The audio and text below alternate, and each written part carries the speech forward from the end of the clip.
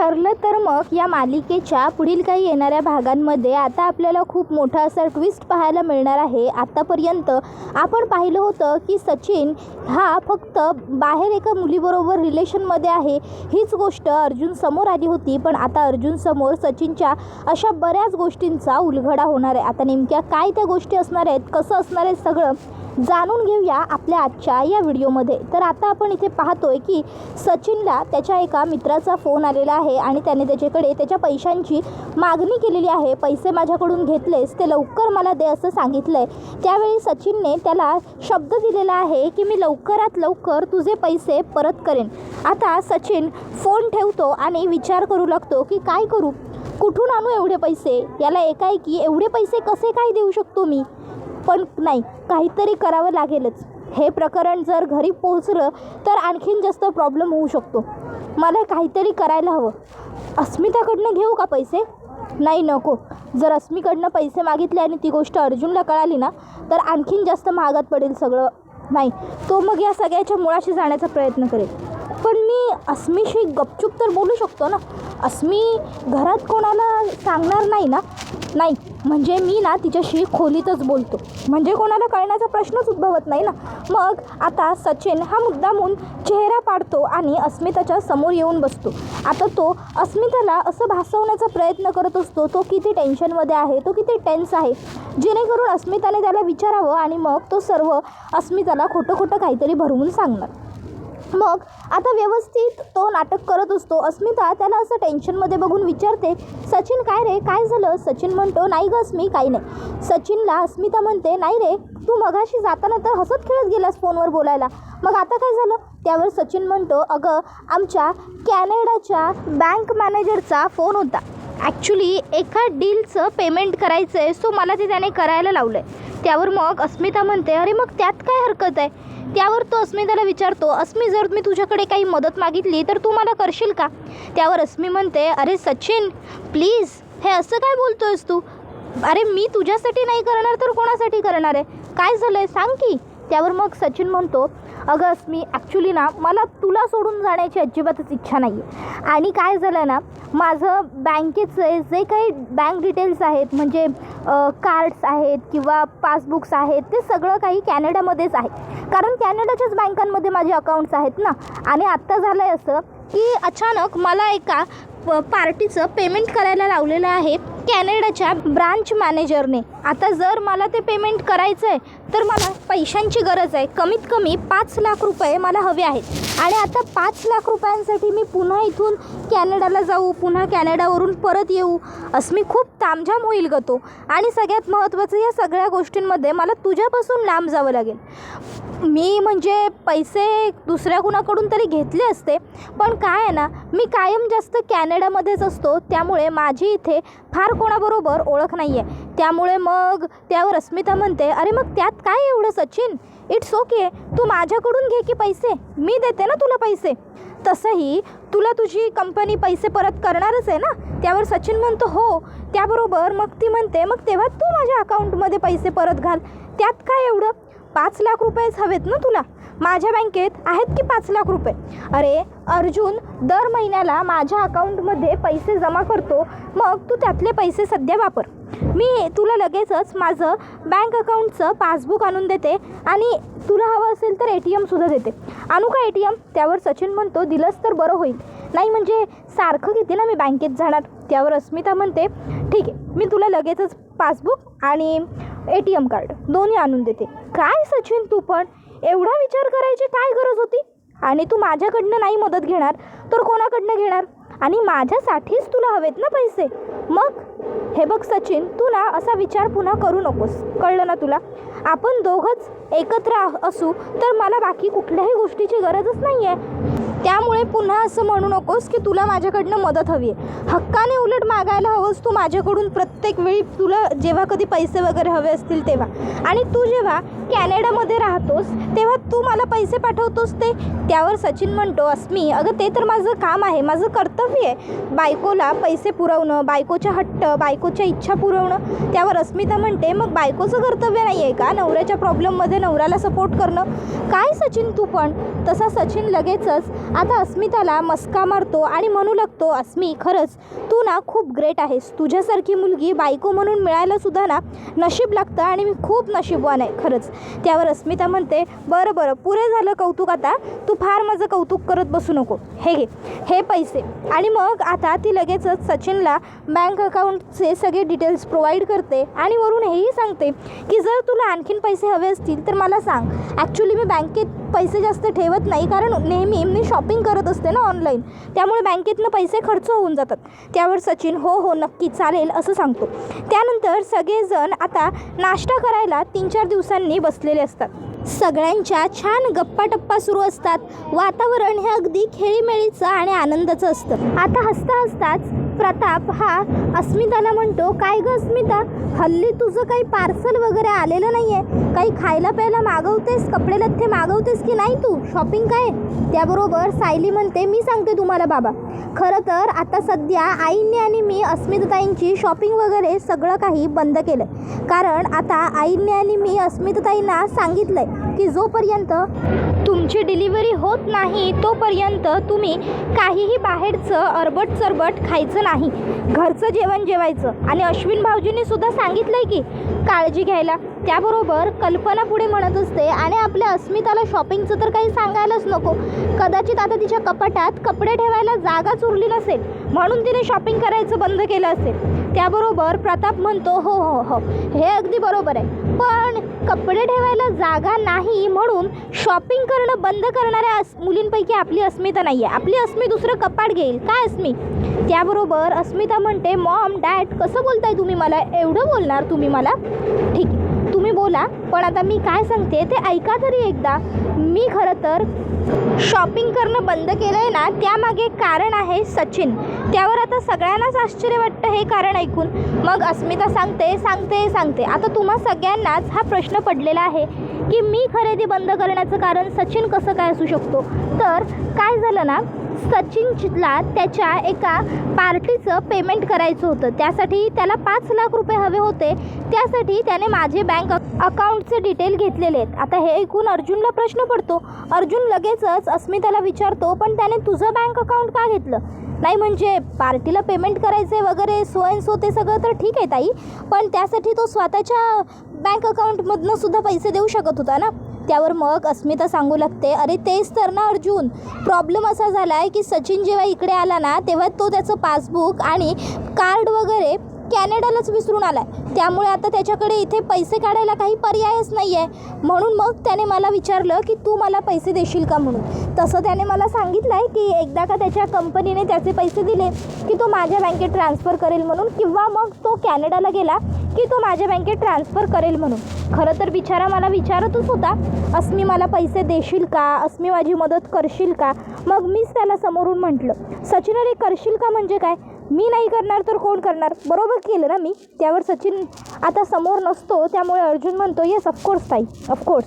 आणि मग त्यानंतर आता अर्जुन हा विचारात पडतो की नक्की सचिन कसा माणूस आहे. नाही म्हणजे नेहमी तो मी कॅनडाला असतो, मी US ला असतो, मी UKला असतो असं सांगत असतो, नक्की सचिन कुठे राहतो. नाही म्हणजे आज त्याला अस्मिताईकडनं पैसे घेण्याची वेळ का आली असेल. खरोखर नक्की सचिन चांगला माणूस आहे ना, की तो एका मुलीबरोबर रिलेशनमध्ये होता, यापेक्षाही काहीतरी काळा भूतकाळ आहे सचिनचा. नाही नक्की हा सचिन काय माणूस आहे हे मला शोधून काढलंच पाहिजे, कारण जोपर्यंत आता मला सचिनबद्दलची माहिती मिळत नाही तोपर्यंत माझ्या जीवाला काही चैन येणार नाही. सचिन हा एवढ्या मोठ्या कंपनीत एवढ्या मोठ्या पोझिशनवरती आहे, मग तो एवढी सिली मिस्टेक कशी काय करू शकतो. तो चक्क त्याच्या बँक डिटेल्स घेऊन यायला विसरला. नाही नक्की काहीतरी गडबड आहे. आणि जर तो खरोखर बँकमधचं पासबुक किंवा कार्ड वगैरे विसरला असेल तर ही गोष्ट त्याने अस्मिताईला का सांगितली. नाही म्हणजे त्याने अस्मिताईकडनं पैसे घेण्याची काय गरज होती. तो पैसे घेऊ शकला असता ना त्याच्या एखाद्या कलीगकडून किंवा कंपनीकडूनच. त्याबरोबर आता इकडे अर्जुनचा डाऊट पक्का होत असतो आणि त्यामुळे आता अर्जुनने ठरवलेलं असतं की आता आपण या सचिनचं नेमकं काय आहे हे शोधून काढायचंच. तर दुसऱ्या बाजूला आता अश्विननेही प्रियाला त्याचं सायली अर्जुनबरोबर काय चाललं आहे हे सांगितलेलं नसतं. त्यामुळे प्रियाला आता दाट शंका येत असते की नक्कीच या तिघांचं काहीतरी मोठं शिस्त आहे. ती विचार करत असते या तिघांचं माझ्याबद्दलच तर काही चालू नसेल ना, हे तिघं मिळून मलाच तर पकडण्याचा प्रयत्न करत नसतील ना. नाही नाही नाही नाही, असं होता कामा नये प्रिया.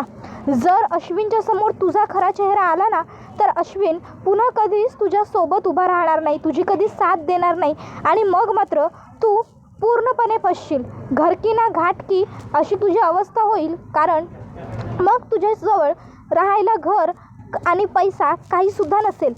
आधीच तुला त्या किल्लेदारने सगळ्या प्रॉपर्टीतनं बेदखल केलेलं आहे आणि आता जर सुभेदारांसमोर म्हणजेच स्पेशली अश्विनसमोर माझं सगळं गुपित आलं, माझं सगळं सत्य आलं तर मग अश्विनसुद्धा मला सोडून देईल. आणि जर एकदा का अश्विनने मला सोडून दिलं की मग माझी चहूबाजूंनी वाट लागलीच. नाही नाही नाही, काहीही झालं तरी असं काहीही होता कामा नये. मला आता प्रत्येक पाऊल फुकून फुकून ठेवावं लागणार आहे. मला त्या अश्विनच्या आणखीन जास्त पोटात शिरावं लागणार आहे. मला अश्विनबरोबर आणखीन जास्त चांगलं बोलावं लागणार आहे, गोड वागावं लागणार आहे, जेणेकरून अश्विन स्वतःहून येऊन मला सगळं काही सांगून टाकेल. आणि मला एकदा का सायली अर्जुनच्या प्लॅनबद्दल कळालं की तो कसा फ्लॉप करायचा हे तर मला अगदी व्यवस्थितपणे माहिती आहेच, पण आता तो प्लॅन मला शोधून काढायचा आहे. मग आता ती विचार करू लागते की काय करू काय करू काय करू. काहीही केलं तरी या अश्विनला तर सध्या मला घोळात घेता येत नाही आहे. हा अश्विन तर खूपच जास्त ॲटिट्यूड देतो आहे, पण काहीही झालं तरी मला त्याला घोळात तर घ्यावं लागणारच आहे. कितीही त्याने मला ॲटिट्यूड देऊ देत नाहीतर काहीही करू देत, त्याच्याशी सध्या गोड बोलून लोणी लावून सगळं काही काढून घेण्याशिवाय माझ्याकडे दुसरा कुठलाही पर्याय नाही आहे. जर ते काहीतरी माझ्या बाबतीत उलटंसुलटं करायचं ठरवत असतील तर त्यांनी काहीतरी वेडवाकडं करण्याअगोदर आणि मला एक्सपोज करण्याचा प्रयत्न करण्याअगोदर मलाच काहीतरी शक्कल लढवावी लागेल. पण त्यासाठी आधी मला त्यांचा प्लॅन तर समजून घ्यावा लागेल. पुन्हा काहीही केलं तरी शेवटी मी येऊन तिथेच पडते. आता माझ्या बाजूने किंवा मला साथ देणारं कोणीही उरलेलं नाही आहे. पूर्वी ती बावळट अस्मिता माझ्या गँगमध्ये होती, त्यामुळे मला प्रत्येक वेळी तिच्याकडनं माहिती तरी मिळायची, पण आता तर तसंही काही उरलेलं नाही आहे. त्याबरोबर आता आपण पाहतो की इकडे सचिन हा विचार करत असतो की माझे आता सगळे पैसे वगैरे देऊन तर नील झालेला आहे, पण एक गोष्ट मात्र अजूनही राहून गेलेली आहे. मगाशी मी फोटो जो पाहिला होता तो सॅमचा होता असंच मला राहून वाटतंय. मी पुन्हा एकदा ती फाईल जाऊन बघायला हवी. मग आता सचिन हा सरळ येतो स्टडीमध्ये आणि स्टडीमध्ये आता तो विचार करतो की मला इथेच टेबलावर ती फाईल मिळाली होती. मग सचिन आता ती फाईल शोधायला लागतो, पण टेबलावरती तर ती फाईल ठेवलेली नसते. सचिन विचार करतो आता यार ह्या अर्जुनने ती फाईल कुठे ठेवली असेल, आता मी कुठे शोधू. सचिन विचार करतो की इथे सध्या तरी कोणीही नाही आहे, माझ्या हातात संधी आहे. मग तो आता ती फाईल शोधण्यासाठी 2-3 फाईली काढून पुढ्यात घेतो. त्याबरोबर आता त्या ठिकाणी सायली येते. सायली सचिनला विचारते, सचिन भाऊजी तुम्ही काही शोधताय का? नाही म्हणजे एवढा पसारा काढलायत म्हणून विचारते. त्यावर सचिन म्हणतो, सायली वहिनी मी नाही मी काही शोधणार आहे इथे येऊन. ॲक्च्युली ते मगाशी अस्मी म्हणत होती ना रेट्रो थीम करायची म्हणून, सो मी रेट्रो थीम करण्यासाठी आपल्याला काय करता येईल तेच बघत होतो. घरात मला इतर ठिकाणी नेटवर्क मिळत नव्हतं चांगलं, म्हणून मी इथे आलो. त्यावर सायली म्हणते, सचिन भाऊजी मग तुम्ही या सगळ्या फाईली इथे अशा काढून का ठेवल्या आहेत? या सगळ्या फाईल्स तर अर्जुन सरांच्या कामाच्या आहेत. त्यावर लगेचच सचिन म्हणतो, अच्छा अर्जुनच्या कामाच्या आहेत का या फाईल्स? नाही ॲक्च्युली काय झालं ना, मी जेव्हा इथे आलो ना तेव्हा या फाईल्स पडल्या, तेव्हा मग मी उचलून ठेवत होतो. सायली विचार करते की पहिली गोष्ट या सगळ्या फाईल्स तर टेबलावर ठेवलेल्याच नव्हत्या, या सर्व फाईल्स मी व्यवस्थित आवरून ठेवल्या होत्या. सचिन भाऊजींनीच याचा अर्थ या फाईल्स काढलेल्या आहेत, कारण अर्जुन सर तर स्टडीमध्ये आज दिवसभर आलेलेच नाही आहेत. पण मग सचिन भाऊजी अर्जुन सरांच्या फाईलमध्ये काय शोधत असतील, आणि जर ते काही शोधत होते तर ते माझ्याशी खोटं का बोलले असतील? नक्कीच काहीतरी गपला आहे. काय गडबड आहे ते शोधून काढायला हवं. काय करू? अर्जुन सरांना सांगू का? नाही नको, सध्या लगेच जाऊन मी त्यांना काही सांगायला नको. कदाचित सचिन भाऊजी खरं बोलत असतील, अर्जुन सरांनीच त्या फाईल्स काढून ठेवल्या असतील. आता सायली तिकडनं निघून गेल्यावर सचिन सुटकेचा श्वास टाकतो आणि म्हणतो की बाप रे, नाही हा अर्जुनही डेंजर आहे आणि त्याची बायको तर महा डेंजर आहे. किती प्रश्न पडतात हिला. बरं झालं सायली वहिनींना काही कळालं नाही. जर त्यांना कळालं असतं की मी काय शोधतोय तर खूप मोठी गडबड झाली असती, कारण लगेचच सायली वहिनींनी जाऊन सगळं काही अर्जुनला सांगितलं असतं. मला जरा जपूनच राहावं लागणार आहे इथे आणि जपूनच माझं शोधकार्यसुद्धा पुढे चालू ठेवावं लागणार आहे. सॅमबद्दलची माहिती आता मिळवणं माझ्यासाठी रिस्की असेल. मी उद्याच येतो आणि मग काहीतरी मिळतंय का बघतो. आता जाऊन अस्मीजवळ बसतो. सचिन अस्मिताकडे येतो. आता अस्मिता सचिनला म्हणत असते, सचिन कधीपासून कुठे गेला होतास तू? किती मिस करत होते मी तुला माहिती आहे का? हे बघ मी तुला काय दाखवते. अरे हे सगळे झबले मला खूप आवडलेत. मला मागवायचेही आहेत, पण मला कळत नाही आपल्याला काय बाळ होईल, मुलगा होईल की मुलगी होईल. मुलींचे कपडे जर मी भरपूर मागवले आणि नंतर मला मुलगा झाला तर? आणि मी सगळं मुलाच्या हिशोबाने करून ठेवलं आणि मग मला मुलगी झाली तर? मला ना कन्फ्युजन झाले की मी काय करू. त्यावर सचिन म्हणतो, हे बघ अस्मी, बाळ आपल्याला काहीही हो, त्याने फरक पडतो कोणाला असा फारसा. आपल्याला फक्त काय हवं, सगळं काही व्यवस्थित होणं गरजेचं, बरोबर की नाही? मग आपल्याला बाळ काहीही झालं तरी ठीकच आहे की काय, बरोबर ना? पटतंय ना तुला माझं म्हणणं? त्याबरोबर लगेचच आता अस्मिता म्हणते, हो रे बरोबर आहे तुझं, पण एक मला उत्सुकता आहे ना जाणून घेण्याची, वेगवेगळ्या नवीन नवीन गोष्टी करून ठेवण्याची, म्हणून मी फक्त तेवढ्यापुरतं बोलत होते. बाकी तसं काही नाही रे, बाळ काय काहीही हो. पण सचिन, आपल्याला मुलगा हो किंवा मुलगी हो त्याने तर आपल्याला काही फरक पडत नाही, पण आपल्याला जे काही बाळ होईल त्याच्या बाबतीत मी एक गोष्ट आधीच ठरवून ठेवली. गेस कर काय असेल? त्यावर सचिन म्हणतो, काय ठरवून ठेवलं असशील तू? कपडे? नाही, कपडे कसे ठरवशील? मुलगा होईल की मुलगी होईल याच्यातच अजून आपण कन्फ्यूज आहोत. मग काय केलं असशील बरं अस्मी? तू नावं ठरवून ठेवली असशील काहीतरी, बरोबर ना? त्याबरोबर आता लगेचच अस्मिता पुढे काही बोलणार इतक्यात सचिनचा फोन येतो आणि फोनवर बोलण्यासाठी सचिन पुन्हा एकदा रूमच्या बाहेर येतो. अस्मिता त्याला रूममध्येच बोल असं म्हणत असते, पण सचिन म्हणतो, नाही नको, जरा कामाचं महत्त्वाचं आहे, आणि मग तो फोनवर बाहेरच जाऊन बोलतो. आता ही गोष्ट अस्मिताला खटकते. अस्मिता विचार करते की या अगोदर सचिन माझ्यासमोर कामांच्या फोनवरती बोलायचा, पण आज नेमकं असं काय झालं आहे की हल्ली सचिन माझ्यासमोर कामांच्या फोनवरती बोलतच नाही. नक्की काय चाललं आहे सचिनचं? कधी कधी सचिनचं वागणं खूपच अनप्रेडिक्टेबल होऊन गेलेलं असतं. मला ना काही कळतच नाही, सचिनचं नेमकं बाहेर काही सुरू नसेल ना? कामाचे फोन माझ्यासमोर उचलायला एवढी कसली हरकत आहे त्याला? कामाचे फोन माझ्यासमोर उचलले तर मी काय लहान आहे का की मी गोंधळ करणार आहे त्याच्यासमोर? असा विचार करत रागारागात चिडत अस्मिता एकटीच खोलीत बसून राहते. आणि हा व्हिडिओ इथेच संपतो. व्हिडिओ आवडला असेल तर व्हिडिओला लाईक करा, चॅनलवर नवीन असाल तर चॅनलला सबस्क्राईब करा आणि बेल आयकॉन आठवणीने प्रेस करा, जेणेकरून तुम्हाला पुढच्या प्रत्येक व्हिडिओचं नोटिफिकेशन मिळत जाईल आणि सर्व व्हिडिओंचा आनंद हा अगदी उत्तम पद्धतीने घेता येईल. चला तर मग आजच्या पुरते इथेच थांबूया. पुढचा व्हिडिओ येईपर्यंत या व्हिडिओचा छान पद्धतीने आनंद घेत राहा. ठरलं तर मग ही मालिका तुम्हाला कशी वाटते हे आम्हाला कमेंटमध्ये नक्कीच सांगा. टाटा, बाय बाय, धन्यवाद, take care all of you.